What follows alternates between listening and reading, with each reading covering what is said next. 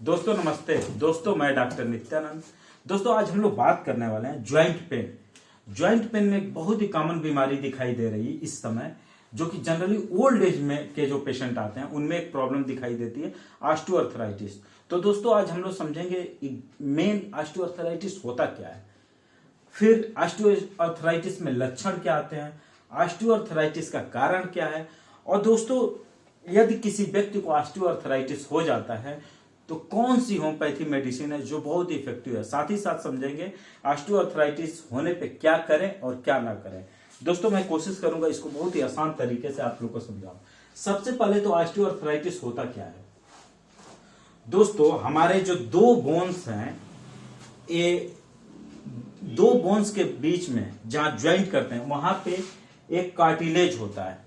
सारे ज्वाइंट्स के हेड पे कार्टिलेज होता है। एक कार्टिलेज का वर्क क्या होता है दोस्तों, कि एक बोन से दूसरे बोन को फ्रिक्शन से बचाता है, मतलब रगड़ से बचाता है। फॉर एग्जांपल अगर जैसे कोई ये दो मेरे पास फॉर एग्जांपल ये समझ लीजिए एक बोन दूसरा बोन, यदि हम ऐसे करें तो ये दोनों के बीच में फ्रिक्शन होगा। और जब इसके ऊपर एक कार्टिलेज, ऐसा कार्टिलेज जो ये हमारा ईयर का ये ऊपर वाला पोर्शन है, एक कार्टिलेज है, ये नोज जो बना हुआ है ये कार्टिलेज है दोस्तों। इसी तरह एक कार्टिलेज ये दोनों बोन्स के हेड पे रहता है और ये क्या होता है, इन दोनों को फ्रिक्शन से, घर्षण से बचाता है। तो दोस्तों कार्टिलेज का मेन वर्क यही हो गया। तो दोस्तों आज हम समझेंगे ये दो बोन्स है और इन दोनों का ज्वाइंट्स है। तो दोस्तों इसमें होता क्या है, फर्स्ट बोन और ये जो है दोस्तों यही कार्टिलेज है। कार्टिलेज ये क्या है दोस्तों, कैप्सूल। और इसमें क्या होता है दोस्तों, साइनोवियल फ्लूइड, यही होता है दोस्तों। ये हमारे बोन्स हो गए।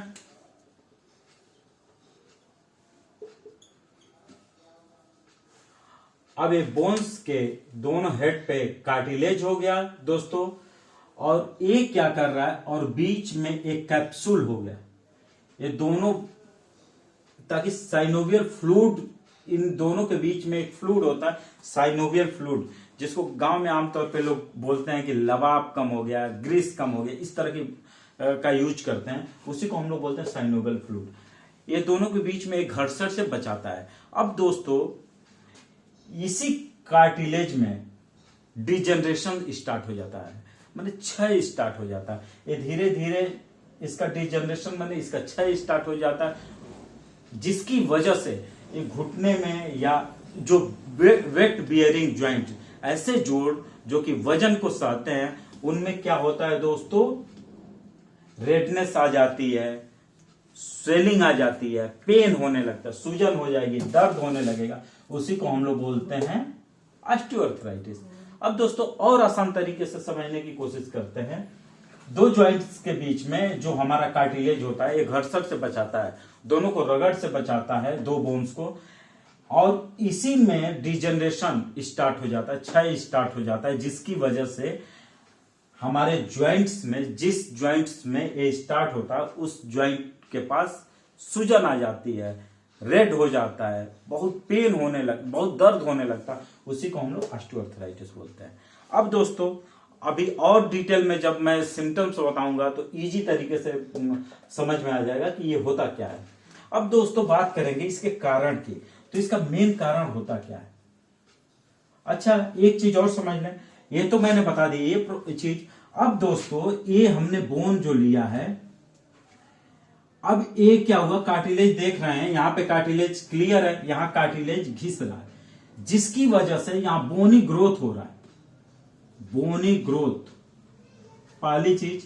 बोन्स जब हम एक्सरे में देखेंगे तो बोन्स दिखाई देगा, और मैं एक वीडियो बनाया भी हूं ऑस्टियोआर्थराइटिस का, तो उसमें क्या होगा, ये बोनी ग्रोथ हो जाएगा दोस्तों। दोनों हड्डियों के बीच का जो ये स्पेस है ये कम हो जाएगा, दूसरी चीज होगी। तीसरी चीज क्या होगी दोस्तों, कि पेशेंट को स्वेलिंग हो जाएगा, पेन होगा। क्यों? क्योंकि ये दोनों हड्डियां अब घिसना स्टार्ट हो गई। तो एक फिगर के थ्रू हमने इजी तरीके से कोशिश किया इसको समझाने की। अब दोस्तों इसका कारण देखेंगे, कारण क्या होता है। तो एग्जैक्ट कारण अननोन है, कोई भी ऐसा कारण नहीं बताया जा सकता कि इसका एग्जैक्ट इसी वजह से इस व्यक्ति को ऑस्टियोआर्थराइटिस है।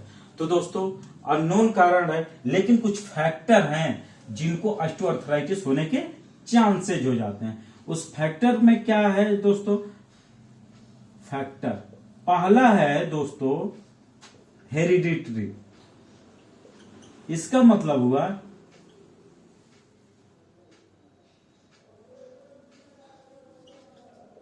यदि व्यक्ति के फैमिली हिस्ट्री में किसी को ऑस्टियोआर्थराइटिस है तो उसको ऑस्टियोआर्थराइटिस होने के चांसेस बढ़ जाते हैं।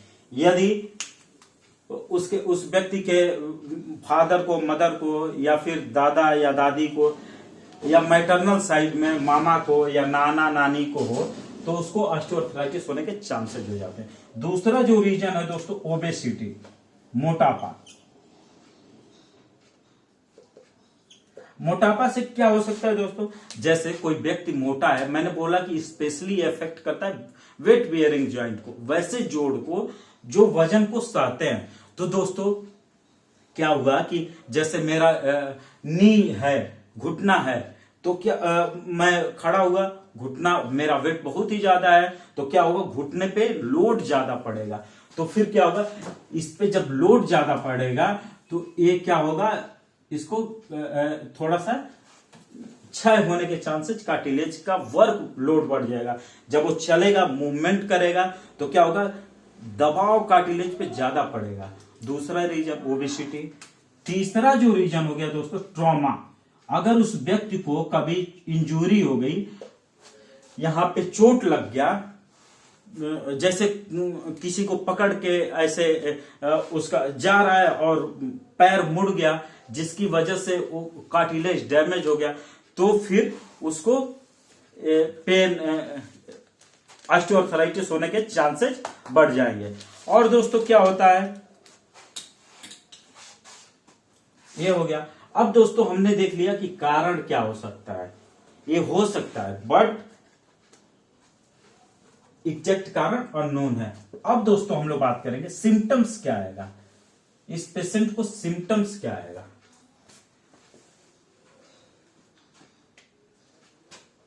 सिम्टम्स, पहला सिम्टम्स तो इससे क्लियर ही हो रहा है दोस्तों, मैं बार बार कर रहा हूं, ये दोनों ज्वाइंट्स के बीच का स्पेस कम हो जाएगा, जिसकी वजह से स्वेलिंग हो जाएगी। स्वेलिंग घुटने में, या जो भी स्पेशली ये अफेक्ट करता है हिप ज्वाइंट को, घुटने को, हमारे वर्टिब्रा को, उस पर्टिकुलर पॉइंट पे स्वेलिंग आ जाएगी। अफेक्टेड ज्वाइंट्स पे, ज्वाइंट्स में स्वेलिंग होगी दोस्तों।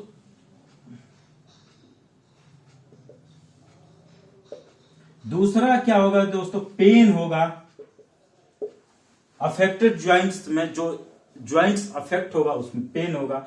तीसरा क्या होगा दोस्तों, स्टिफनेस होगा।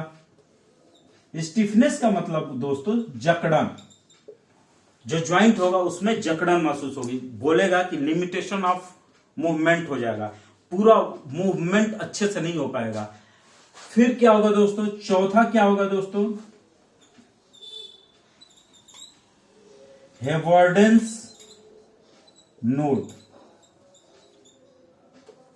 ये बहुत महत्वपूर्ण है दोस्तों, हेवर्डेंस नोड। इसमें क्या होता है दोस्तों, डिजिटल इंटरफेरेंजेज है, डिजिटल इंटरफेरेंजेज। ये जो अंगुली है, इसके आगे का जो डिजिटल बोलते हैं, इसको मीडियल बोलते हैं, इसको प्रॉक्सिमल बोलते हैं। तो इसमें क्या होगा दोस्तों, ये डिजिटल इंटरफेरेंजेज में क्या होगा, यहां पे एक सिस्ट नुमा फॉर्मेशन हो जाएगा। सिस्ट फॉर्मेशन माने गांठ नुमा फॉर्मेशन हो जाएगा, उसी को हेवर्डेंस नोड बोलते हैं। ये हो जाएगा दोस्तों। अब क्या होगा दोस्तों, ये तो हमने जनरली सिम्टम्स की बात कर दी। अब दोस्तों बात करेंगे यदि किसी व्यक्ति को ये सब सिम्टम्स आ रहे हैं तो हम उसको क्या एडवाइस करेंगे। पहला काम करेंगे, यदि ओवेज है, ओवरवेट है, तो वेट बोलेंगे कम करिए, वेट रिड्यूस करने को बोलेंगे। दूसरा काम बोलेंगे दोस्तों कि उस व्यक्ति को रेगुलर एक्सरसाइज करने को, रेगुलर एक्सरसाइज बोलेंगे।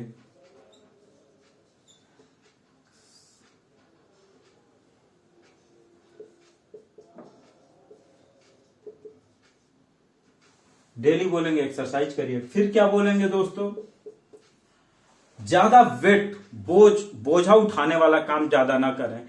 जैसे कुछ लोग क्या करते हैं, भारी वजन उठाने का काम करते हैं, उसको मना कर देंगे। अगर बहुत ज्यादा वो पैर से एक्सरसाइज करता हो, फॉर एग्जांपल वेट लिफ्टिंग वाला एक्सरसाइज कुछ लोग करते हैं, वो एक्सरसाइज बोल देंगे कि बहुत ज्यादा वजन, जो ज्वाइंट अफेक्टेड है उस पर बहुत ज्यादा वजन उठाने को नहीं बोलेंगे। क्या बोलेंगे करने को, एक तो साइकिलिंग कर सकते हैं, दूसरा काम तैराकी, तैर सकते हैं, स्विमिंग कर सकते हैं, ये करने को बोलेंगे। अब दोस्तों हम लोग बात करते हैं ऑस्टियोआर्थराइटिस के लिए होम्योपैथी में कौन सी ऐसी मेडिसिन है जो बहुत इफेक्टिव है। तो दोस्तों ऑस्टियोआर्थराइटिस के लिए होम्योपैथ में वैसे तो बहुत सारी मेडिसिन है जो बहुत ही इफेक्टिव है, बट कुछ ऐसी मेडिसिन है जो फ्रिक्वेंटली यूज की जाती हैं। पहली ऑस्टियोआर्थराइटिस के लिए मेडिसिन है ब्रायोनिया 30। ये क्या बोलता है दोस्तों, ब्रायोनिया 30 बोलता है ज्वाइंट जो है रेड है,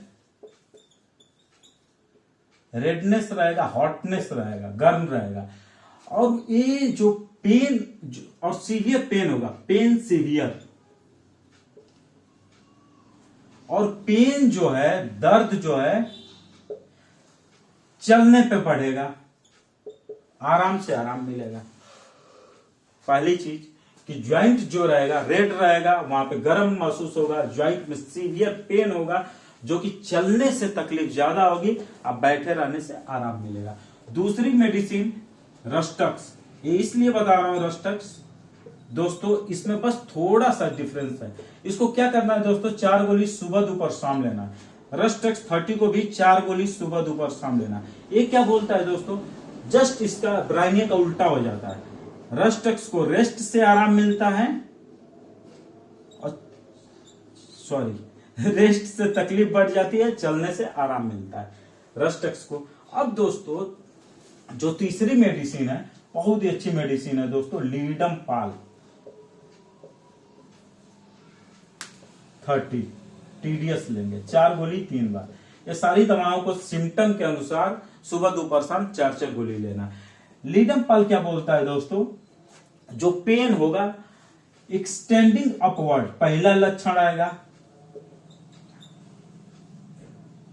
जैसे आप, इसका मतलब क्या हुआ दोस्तों, एक्सटेंडिंग अपवर्ड का, जैसे हमारा घुटना है, घुटने का दर्द फैल के ऊपर तक आएगा, हिप तक आ सकता है, पहला लक्षण होगा एक्सटेंडिंग अपवर्ड हो गया। दूसरा क्या होगा दोस्तों कि लीडम पाल का जो पेशेंट होगा उसका ज्वाइंट्स में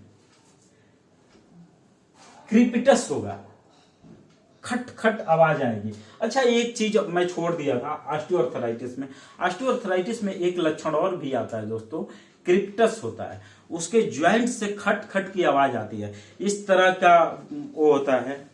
और ये पेन जो, इसका जो दर्द है वो चलने से बढ़ेगा।